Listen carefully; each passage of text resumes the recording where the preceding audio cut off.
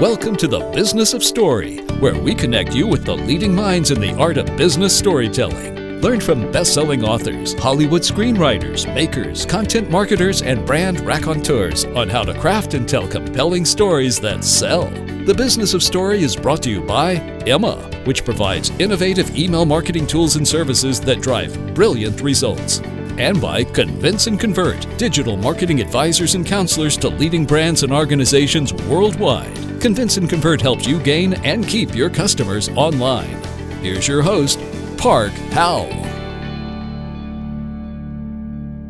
Hello, everyone. Welcome back to Business of Story. Park Howell here. We're into 2017. I hope you had a marvelous holiday season and you are following up on all of those New Year's resolutions you've made. So I had a real great opportunity to speak with a mentor of mine of sorts, a person who has mentored and coached literally millions of small business owners throughout the world through his book and his E-Myth Enterprise. Michael Gerber is joining us today on Business of Story as he's come out with a new book called Beyond the E-Myth, which I got a copy of. It's just hot off the presses, read through it, and just a wonderful read to help continue to reignite and enliven that entrepreneur within sight of us so that we can make a real difference in the world out there, starting with our own world. Beyond the E-Myth is taking us from being that business of one to a business of 1,000. And he's very clear in saying,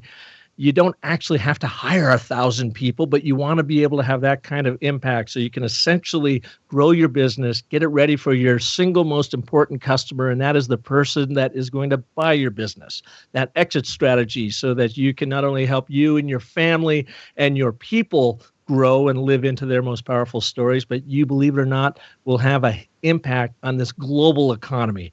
And he covers all that in his new book out. Now, if you haven't heard of Michael Gerber, I don't know what rock you've been under, but there's a number of people probably that, especially the young entrepreneurs coming in, that are just learning about his wonderful work. So without further ado, and without me reading through the litany of great things that he has done for small businesses, let's just get him on the show and let's let him share his backstory with us. Michael, welcome to the Business of Story. Well, thanks, Park. I'm delighted to be here. You really have impacted, hundreds of thousands of business, through your courses one-on-one, and millions of entrepreneurs through your E-Myth, franchise, for lack of a better story about it. Can you bring our audiences up to date? I mean, you've been doing this for 40 years. Can you give us your backstory? Yeah, well, I think of myself as a wandering Jew. I was a beatnik when there were beatniks. I was a hippie when there were hippies. I was a encyclopedia salesman. I was a jazz saxophonist. I was a framer of houses. I was a philosopher. I was a poet. I was a mystic. I was just about anything you could imagine. And then I suddenly came face to face with the conversation about business. And interestingly, I had not been interested in business in all of those early years, but became interested in business by accident when I was visiting with my brother-in-law, who owned a small ad agency in Silicon Valley. I was on my way from Southern California to Mendocino, California, where I had spent in Southern California about 3 years learning how to frame houses. And I was moving to Mendocino, California, where I decided I was going to become a contractor and lead the good life, where all the good dope was and all the good stories were and so forth. And my brother-in-law asked if I would come visit one of his ad agency clients, a guy who owned a small high-tech company and was having difficulty converting the leads that my brother-in-law's agency was creating for him into sales.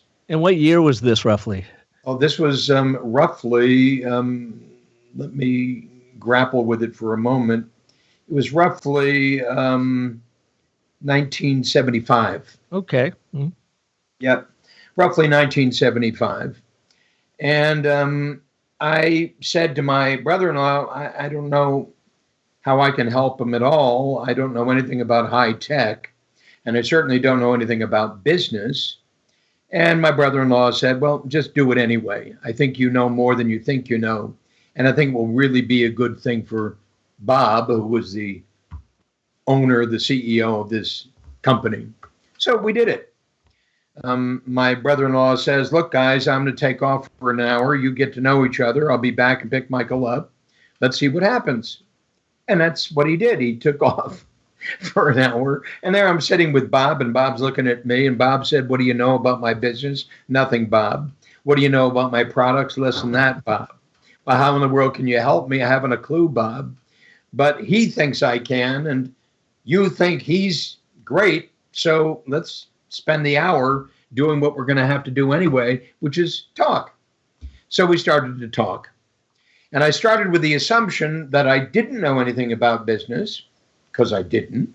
And Bob did, because he owned one. Well, during the course of that hour, both of those assumptions were turned on their ear, because I discovered I did know something about business. I'd learned something about business when I sold encyclopedias. I learned that selling is a system. And I learned to practice that system, and to practice that system, and to practice that system to the point where I excelled at that system. And is that system like is that a script they give you, and you know how to overcome objections, or what did that system very quickly look like? It's absolutely a script they give you. Yeah, learn the script. No, not that way, this way. No, not that way, this way. Yeah, absolutely. Learn the script, practice the script, and something's going to happen, and something always does. And then you're going to respond to it. And as you learn what happens when you need to respond to it, you learn what you don't know how to respond to, and then we'll demonstrate the power of the script in that response. And so I became an automaton. But you understand, an automaton with a difference. And that was completely stunned by how brilliantly articulate I could be using a script. And of course, a script is only a story. And of course, a story sets the stage for a relationship. And that relationship sets the stage for going deeper into a new story, and then a new story, and then a new story. So everything I realized, of course, during this course in time was it's all about the story. So it's interesting and ironic that we're sitting here speaking about the business as a story, because my whole life has been a story. Well, yeah, and we all live those amazing stories, and we don't even recognize the stories we're living into. So our job is to help them be as intentional about it as possible. And yes, we have a system around our story, but your system for helping small businesses grow into the great story, as you call it in your new book, started really too in your first enterprise called the Michael Thomas Business Development Program in 1977. And you mentioned that in essence, you guys were like the pioneers for business coaching, and what you learned in that just by listening to your customers and what they need, and then built a system on top of what their greatest pain points were in their own stories. Do I have that right? Well, you have it right. And let me sort of edit one portion of it. Fair enough. You bet. That effectively what we discovered is what the story was. You understand, in my mindset, I don't come with a story that I make up. I discover what the story is by interacting in the real world. And as I begin to test what I discover, the story begins to reveal itself. And so the story exists apart from me, and I become a part of it as I pursue it, not dogmatically, but patiently, rapidly, determinedly, to discover what in fact the magic is. And that's indeed at the heart of everything I've done since I had that conversation with Bob. And since I discovered that Bob didn't realize that selling is a system, and that at the heart of that system is a story. And at the heart of that story is a reality that, in fact, we must pursue with everything we've got. And as we begin to do that, it reveals itself. Mm-hmm. Now, if I can get a small business owner to evoke, if you will, that passionate interest in what he's looking for, then I can absolutely know he'll find it. And as he finds it and practices articulating what he finds, and then testing it to validate it, something beyond what he imagined, what she imagined would occur, does occur. It's almost as though a gift is given to us once we pursue it with everything we've got. Without a doubt. And as you are explaining this, and after reading your book, Beyond the E-Myth, I picture you as that story conjurer. In that, you sit and you listen and listen and listen and let the audience, let your customer, let that small business owner reveal their story to you. And then, in essence, you connect them with the system to help make that story as powerfully expressed as possible through their businesses. Yes, by challenging them. Yeah. By so challenging them. And you've had a lot of success at this. So going back after 1977, you have written 28 E-Myth books, New York Times, Business Week, Inc. magazine, Fortune, Forbes, Wired. I mean, a mega bestseller. 5 million copies sold of the E-Myth. In 1995, the Wall Street Journal named the E-Myth the best-selling business book of all time. Voted #1 business book by Inc. 500 CEOs, and Inc. magazine calls you the world's #1 small business guru. And you're telling me this all started from a wandering Jewish mystic in the Bay Area that sat down for an hour with somebody that didn't know, you didn't know each other, you didn't know their business, but you called to attention all you learned in selling encyclopedias, and look at where it's taken you. Really, really amazing. You might say so. It's exactly the opposite of what most people will tell you about how they became fascinated with business. You understand, became fascinated with the story. And so when I saw Park, and nobody told me, in fact, that I was going to be meeting with Park Howell, I just had Jess's name for this podcast call. And then Jess told me, it's not me, it's Park Howell. I said, well, that's cool. And then when I saw, and she sent me a link so I could get to know you a bit better, and I saw Business as a Story, I thought, well, how ironic, because I just had this conversation with a guy you probably know of, John Jansch. Oh, yeah. Oh, John was on the show about a month ago. Great guy, duct tape marketing. Yeah, John and I go way, way, way back. John became a certified E-Myth consultant years ago. So John and I go way, way back. In fact, I wrote the foreword to his first book, Duct Tape Marketing. Yeah, John's great. He invited me to his group out here in, when was it? September, and got a chance to share with his group about business storytelling and what we're doing with that. And so it is a small world in this world of business storytelling. But moving on to what you're doing now with Beyond the E-Myth, who is the hero at the center of your story? You know, you talk a lot about the audience being so critical and being able to listen to them and pull out of them what their biggest fears are and their angst are to help them overcome it. Who is at the center of the E-Myth story? Well, the center of the E-Myth story is the entrepreneur coming to birth, if you will. And the story, of course, all these years has been the fact of the absence of the entrepreneur in every small business.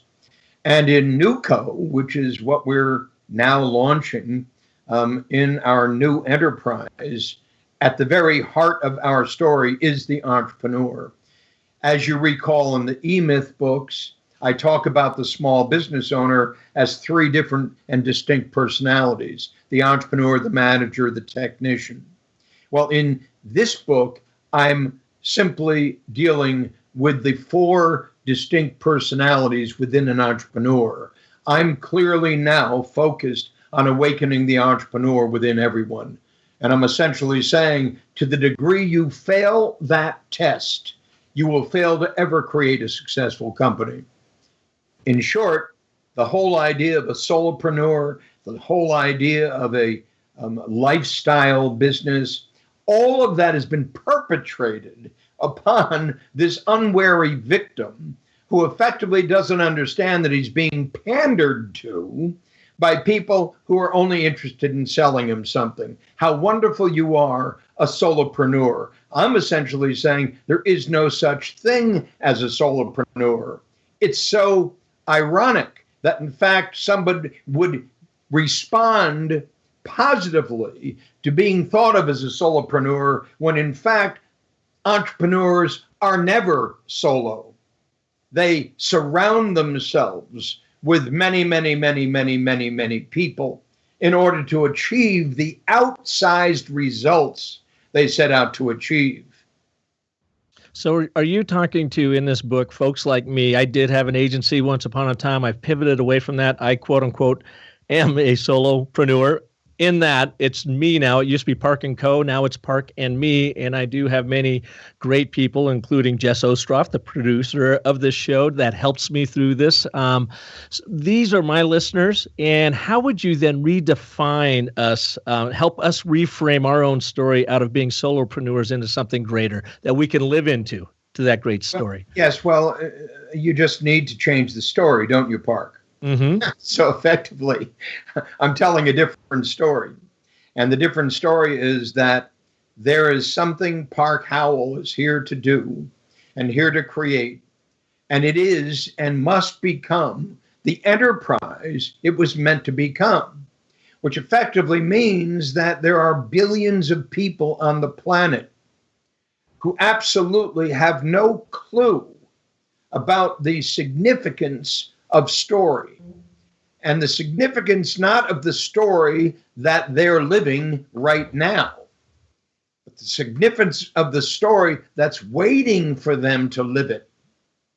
And so I'm suggesting that, in fact, the story is waiting for each and every one of us, but we must become pursuers of that story, not to limit and to shrink to fit, as I think of the way most of us live, but to expand beyond what we actually believe to be true about ourselves, to discover, in fact, something much truer. And so I think of someone like Steve Jobs, or somebody like Ray Kroc, or somebody like the Google boys, or somebody like et cetera, et cetera, et cetera. Elon Musk, one of my favorites. Right, Elon Musk, et cetera. I'm saying one must go beyond where I am. And to do that calls for somebody to search for somewhere other than where I am, to discover something I've never discovered before. And to me, that is the great story. And I'm saying that the great story is available for every single human being on earth, but they've got to pursue it, which means they've got to become a great student of the great story. And that's what our mission is today. Well, and let's speak about that for a second. So we've got the hero of this particular journey is that small company. And you even say in the title of your book, from 1 to 1,000. So let's just start with reframing that solopreneur. What's at stake for you and for us in this new Beyond the E-Myth book? Because you had talked about where I heard in some other shows, you talked about this unbelievable debt that America is mired in, and yet the world looks at America's economy to move us forward, and we are all saddled with this, and so it requires this new belief in ourselves in following this E-Myth, Beyond the E-Myth approach to living in this new story so that we can benefit by our own skills, but in also doing, we will help our country benefit and get out of this mess. Can you elaborate on that a bit? Well, yeah, what I'm essentially saying in that portion of the book is that our expectation that it's going to be altered from the top down is completely the opposite of the truth. That in reality, all of this we experience economically, socially, will only be altered from the bottom up. So I have a very grassroots mindset about all this. And I'm essentially saying from the bottom up means from inside out. And from inside out means that every single one of us live in an economy of one that calls for our attention in a way that we don't attend to it. And that economy of one, within that economy of one, resides an opportunity for us to grow. And that each and every one of us can, indeed must, begin the process of learning how to grow from an apprentice economically, that the vast majority of us are, to a master economically, which calls for a whole subset of skills, which I think of as entrepreneurial skills, as dream, vision, purpose, and mission. And so I'm engaging everybody in a new conversation. And the new conversation says, so who is the dreamer within? Who is the thinker within? Who is the storyteller within? Who is the leader within? The dreamer has a dream, the thinker has a vision, the storyteller has a purpose, and the leader has a mission. And I'm saying those are the four strategic benchmarks that are critical if I am going to take on my life in earnest, if you are going to take on your life in earnest. So I say that starting out with a blank piece of paper and beginner's mind. It's very much like Disney said to his Imagineers, which is the name he gave them in Disney Imagineering. And these are the folks that invented all of the parks that Disney created: Disneyland, Disney World, Epcot, and on and on and on and on and on. And he would say to his Imagineers, never come to me with something you've already done. Never come to me with something you already know. Never come to me with something I have heard about before.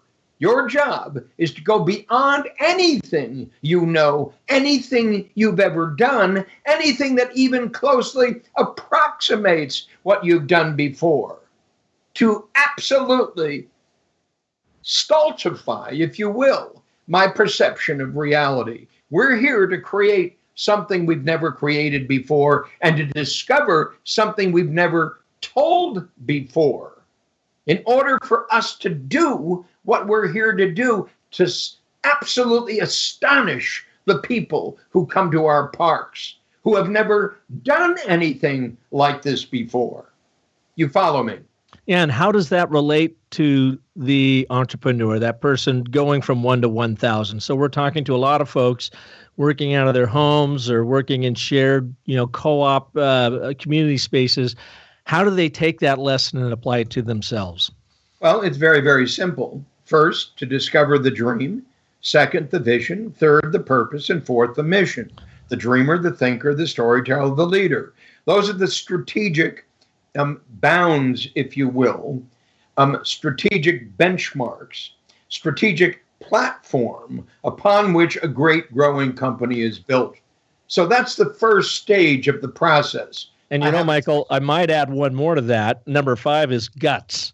It's one thing to have all these things, but how do you get yourself moving forward? As Joseph Campbell, America's foremost mythologist, would say, if you're on a path in the forest, a clear path in the forest, you're not on your path. You have to go pull the machetes out and forge into it. And I think it's that same sort of theme that you talk about here too, is how do you find, it's one thing to say, have that dream, vision, purpose, and mission, but where do you find the gumption to go after it?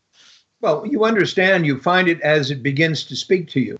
Mm-hmm. In short, what Campbell was really speaking about was that inner voice, that inner speaking, that inner soul of this process. Where does that drive come from? How does a Jobs become a Steve Jobs? In other words, there was nothing that would tell you he would ever become one of the greatest entrepreneurs the country's ever known. Nothing within him, none of his experience led you to believe that he could actually pull that off. But effectively, I'm saying it comes to you as you engage in the process.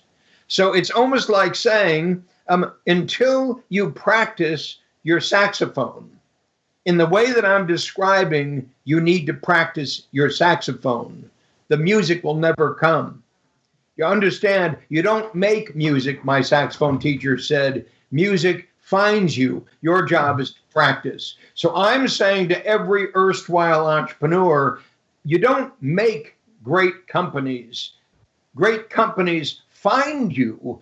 Your job is to practice. Practice what? Practice your dream, your vision, your purpose, your mission, with no other expectation other than you're doing the job of an apprentice. You must become a student of apprenticeship. So it's effectively the voice that speaks to you from within you as you've learned how to listen to the voice that speaks to you from without you. Mm-hmm. That's why every one of us need a teacher, need a master, need someone who is providing us with a template that effectively is driven by a passion. My saxophone teacher was passionate about music and nothing else. My sales manager was passionate about sales and nothing else.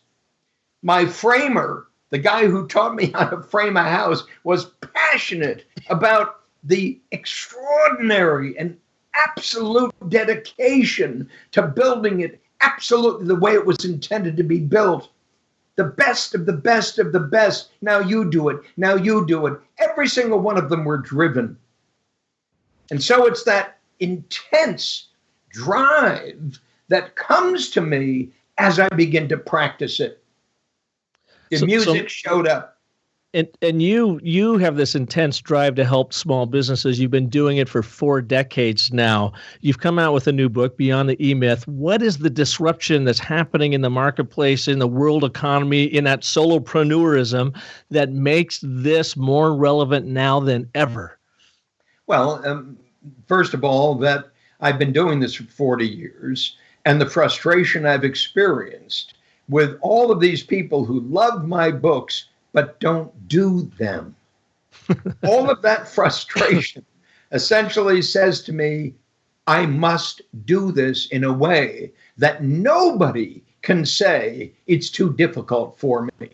It's too difficult for me, Gerber. It's much too difficult for me. All of your 28 books, they're all much too difficult for me. Well, I know they're not really too difficult, but effectively, I'm going to make it so simple that nobody can say that to me again. Step 1, step 2, I can take you through that process, and something will occur that will astonish you as you begin to practice what I give you to practice, exactly how I give it to you to practice, just like my saxophone teacher did.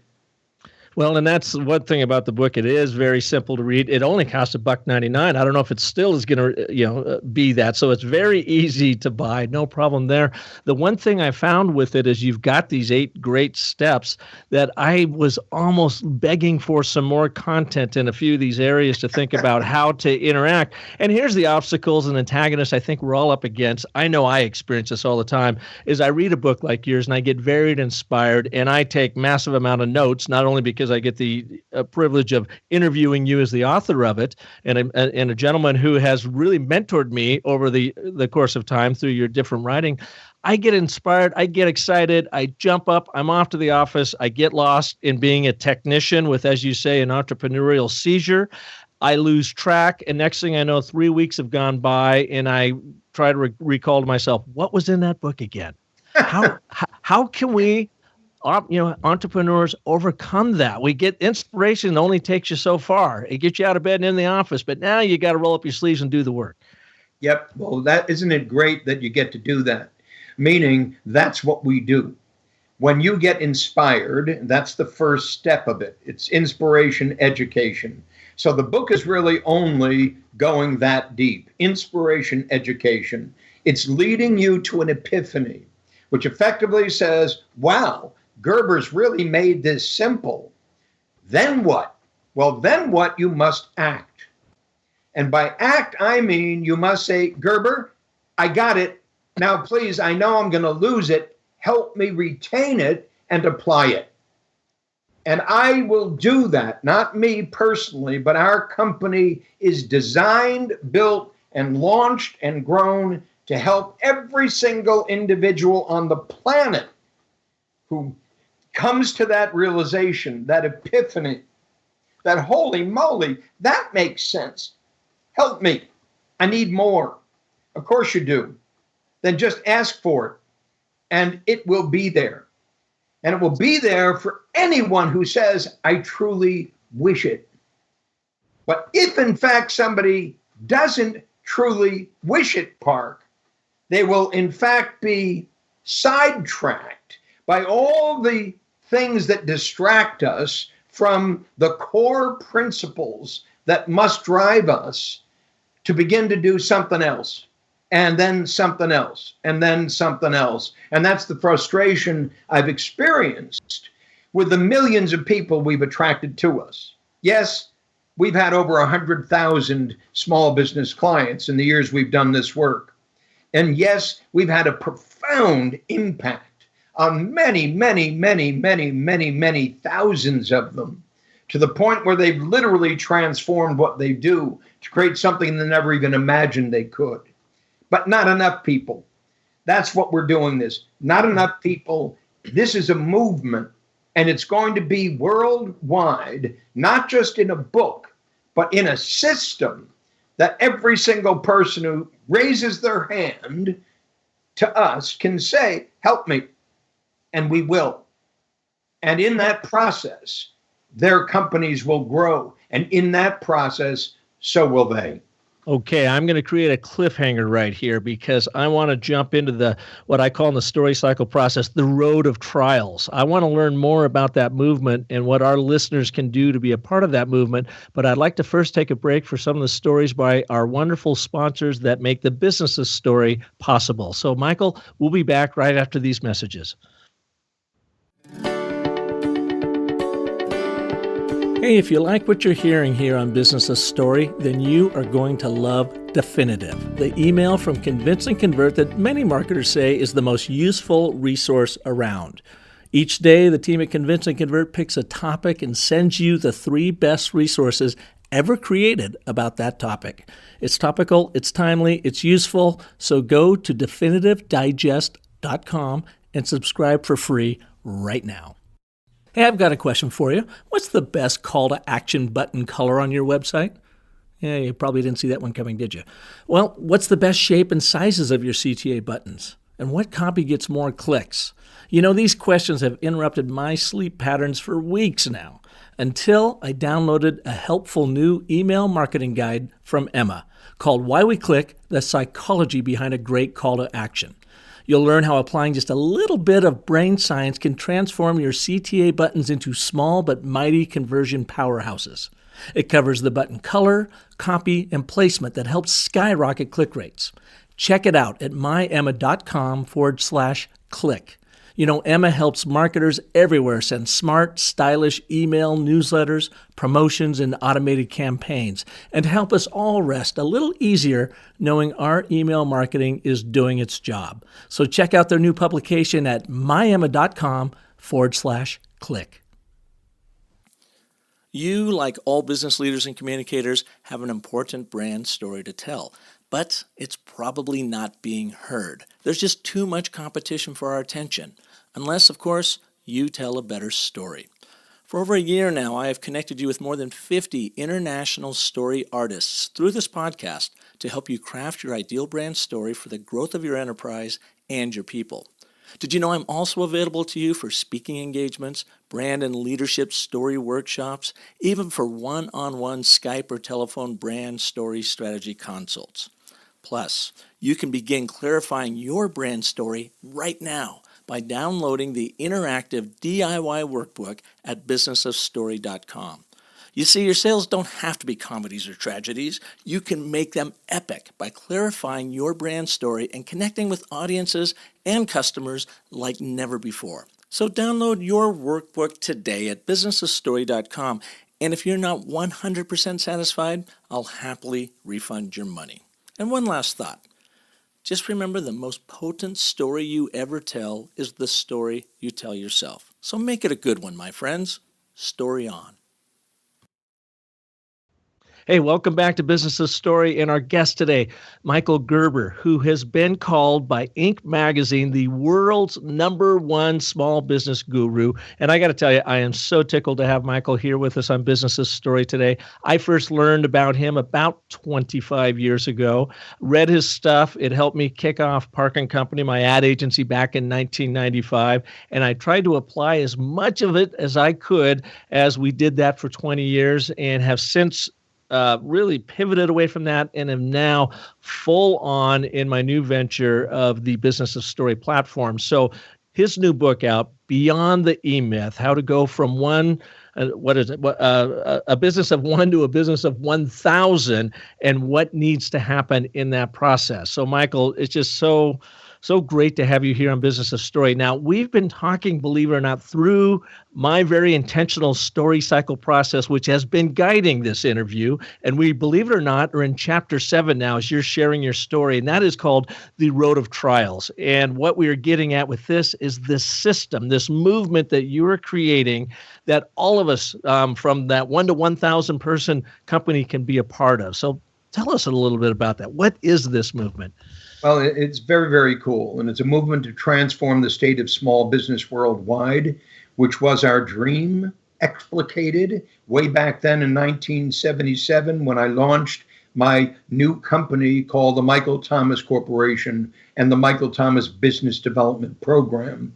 So we had a dream to transform the state of small business worldwide. That was the whole reason we started the company. We had a vision, and that was to invent the McDonald's of small business consulting. Doesn't make sense on the face of it, but as you get deep into it, it makes the most absolutely clear sense of all.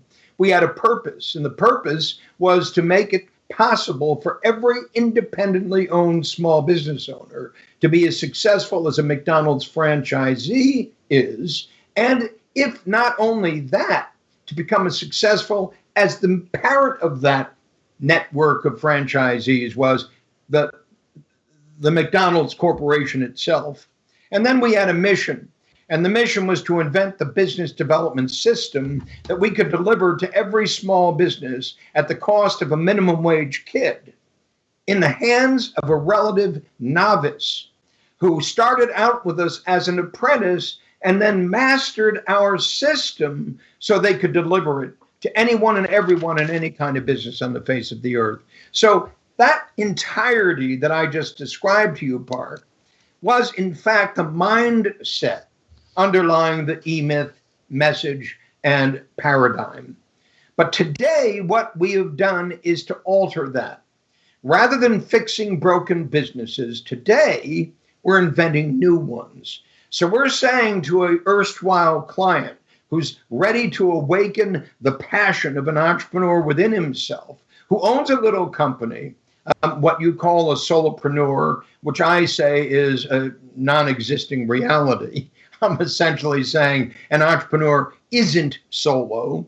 An entrepreneur is something significantly beyond solo. I'm suggesting there's an 8-step process through which to create a great growing company. And we have developed the methodology through which to invite anyone has a company of one, meaning it depends upon him or her for that company to survive, to stay alive. I'm saying that, in fact, I could take anyone through this process. And in the process of doing that, they will discover their dream, their vision, their purpose, their mission, and apply it by going to work on the job, on the practice, on the business, on the enterprise. So the first 4 steps in this process, I call the strategic steps. The dream, the vision, the purpose, the mission. Absolutely critical and foundational to anything you're going to grow. And then the next 4 steps are what I call the tactical steps. The job and the client fulfillment system, the practice and the franchise prototype, the business and the turnkey management system, and the enterprise and the turnkey leadership system. So the beauty of this is we can walk through this process, Park, and in the process of walking through it, everybody wakes up. Unless they decide, I just can't do this anymore. And then they go away. Mm-hmm. So going through this, I get, certainly those first four, they've been around. It's getting very intentional and pragmatic about that dream, vision, purpose, and mission. And then you move into step 5, which I found interesting in your book. You talked about the fulfillment system, and it's putting, what do you actually deliver? What do you make happen in your customers' lives before you even start trying to sell anything? So to get very clear on what that fulfillment system is and truly make it a system. As you say, the system runs the company and the people run the system, correct? Absolutely. And it's the client fulfillment system, meaning whether it's a product or a service, it's a client fulfillment system. It was designed to be moved by my dream, my vision, my purpose, and my mission to produce a result in the world that will blow people's minds. And that result is determined in the first 4 stages.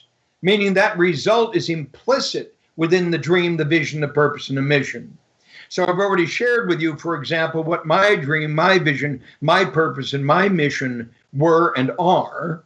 And then the job is to determine how to deliver that. And the delivery of that is first expressed in the job. So I'm going to create a system that enables me to have a profound impact on my client, on my customer.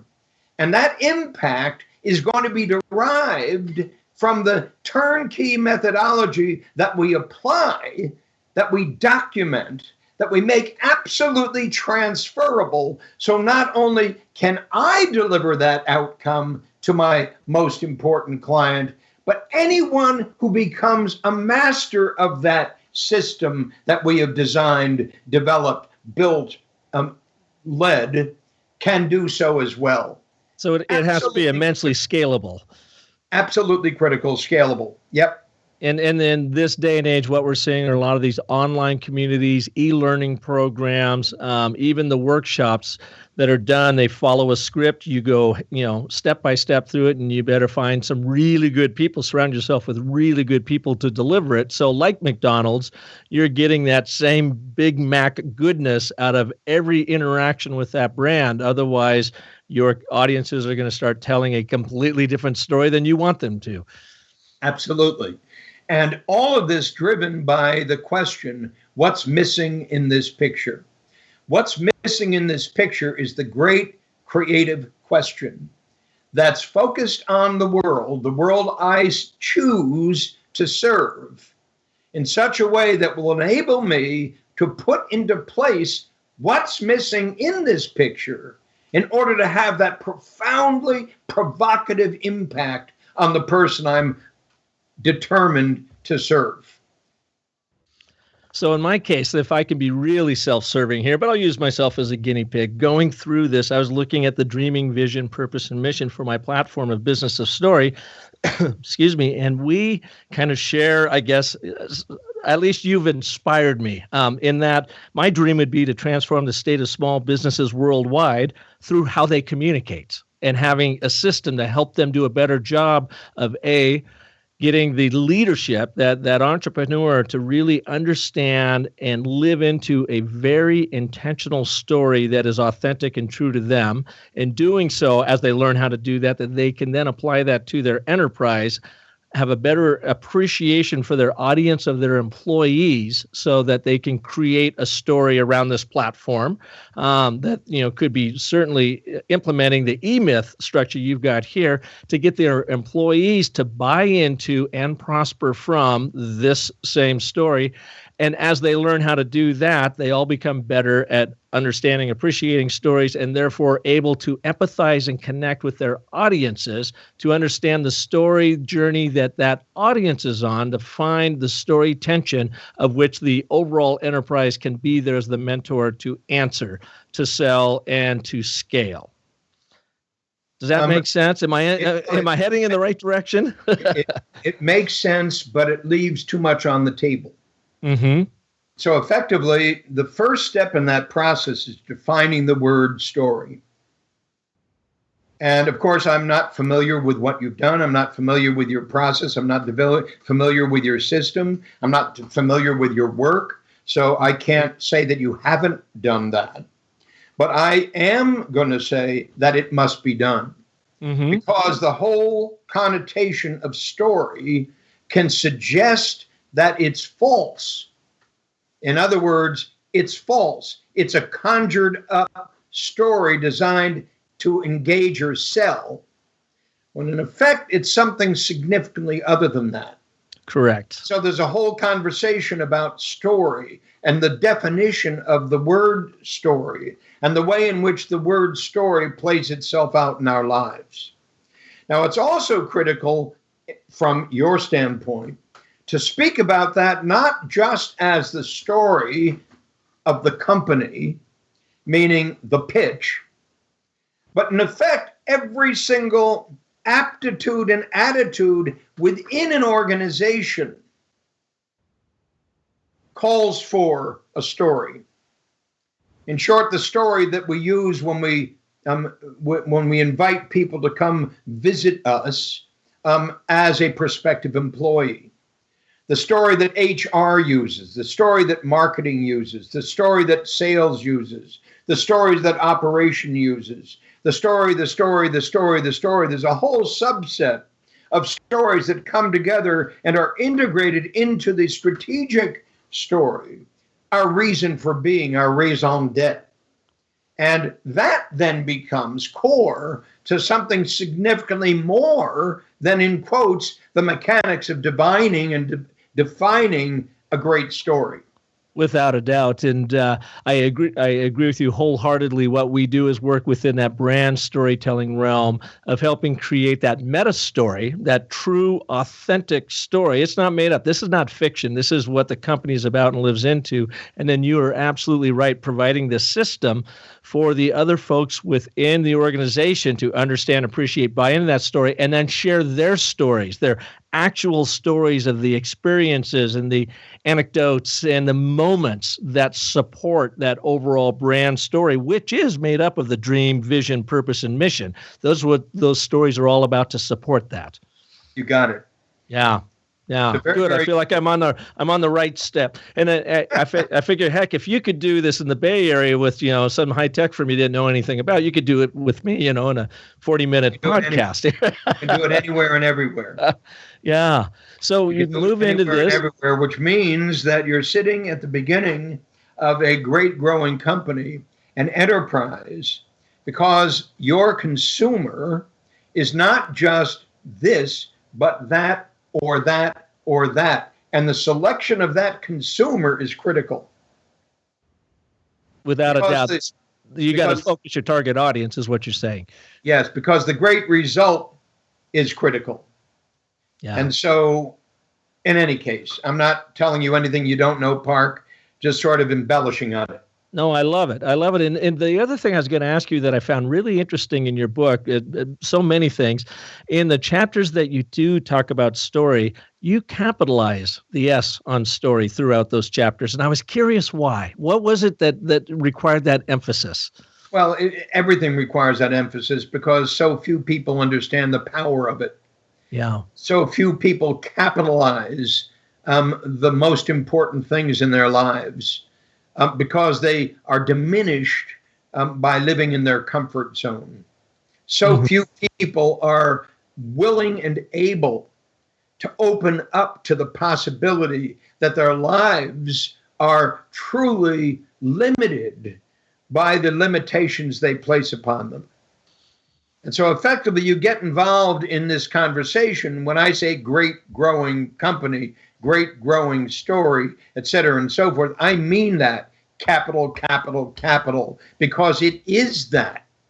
It is Apple. It is Google. It is Mary Kay Cosmetics. It is that great thing that somebody conceived of out of an ordinary commodity to create something which is an extraordinary product. And the language attached to that is, in fact, the most significant thing we can engage with, because we live that, to be that, to become that, to call ourselves to that is absolutely so profound that it's critical that we exercise, if you will, this great growing mindset beyond the ordinary to do something that in fact is emphatically more than what we even presume ourselves to be here to do. Yeah, it's just so fascinating to me because I often tell my audiences too that the most potent story you will ever live into is the story you tell yourself. So make it a good one. And right now, I'm going through Michael Hyatt's 5 Days to Your Best Year Ever, and he talks about these limiting beliefs that we strap onto us. And I think they parallel a lot of what you talk about in Beyond the E-Myth, that we have these limiting beliefs that keeps us technicians, doers. Like you say, you didn't start a company, you just created a job for yourself that you're the only crazy enough person in the world to actually take on.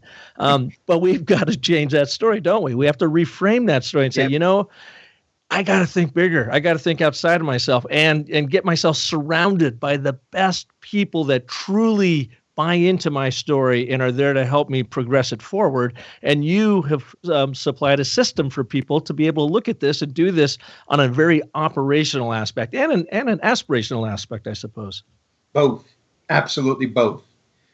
So I've got a problem. I've got to go, Park. All right. Well, you've got to go and help some other small business folks out there, and I really appreciate you being here on Business of Story with us today. I cannot thank you enough. Where can people find out more about your new book and what you're all about? Very, very simple. Go to beyondemyth.com, and they'll find out everything. Now, I'm also leading, and this is part of our new enterprise, the New Dreaming Room. And our next New Dreaming Room, led by me personally, will be held on March 3rd, 4th, and 5th in San Diego. And I'm saying everybody should come there. Everybody should come there because that's where you get grounded in these 4 strategic components that are critical to beginning this story. And that's the dream, the vision, the purpose, and the mission. Come join me in San Diego, and you'll find out more about that on www.beyondemyth.com. So I'm inviting you, Park, and you, Jess, and anybody and everybody you bring so that we can begin the movement together, because we're opening this up in 150 cities over 2017 and 2018. We'll be doing a New Dreaming Room every month in every one of 150 cities, and then taking you to Beyond the E-Myth, the program. Anybody can do this. Everybody can do this. And the beauty is everybody can afford to do this. So we wanted this to be inclusive, not exclusive, and something that will truly rabble-rouse in the world to get people to grow beyond where they are. Well, that's fantastic. And because this show is a time capsule, I want to let everyone know that it is March 3rd, 4th, and 5th of 2017. So you better take advantage of it now. This year's going to go flying by just like 2016 did. Well, Michael, thank you so much for being here on Business of Story. We truly appreciate it. Well, my delight, Park. Let's talk again. I definitely would like that. And thank you all for listening to this edition. If you would like to know more and learn more about how to best tell your brand story so that you own it to get more people to buy into it, visit me at businessofstory.com. We've got, of course, tools and information. I've got a library of books in there to help you become that powerful storyteller, a system much like the E-Myth that will allow you to craft and tell compelling brand stories that sell. And, of course, if you like what you're hearing, visit us on iTunes. Let us know. Share it with your world. That way the Michael Gerbers of the world and myself can reach more and more people and have that positive impact we're looking for. So thank you again for listening. Join us next Monday when we will have another amazing story artist on the Business of Story. And until then, have a wonderful life. Thanks for tuning in to the Business of Story. Don't forget there are terrific free storytelling resources for you at thebusinessofstory.com, where you'll also find the complete show archive. The Business of Story is sponsored by Emma and by Convince and Convert, and is produced by Convince and Convert Media. Find more great shows like The Business of Story at marketingpodcasts.com, the first search engine for marketing podcasts.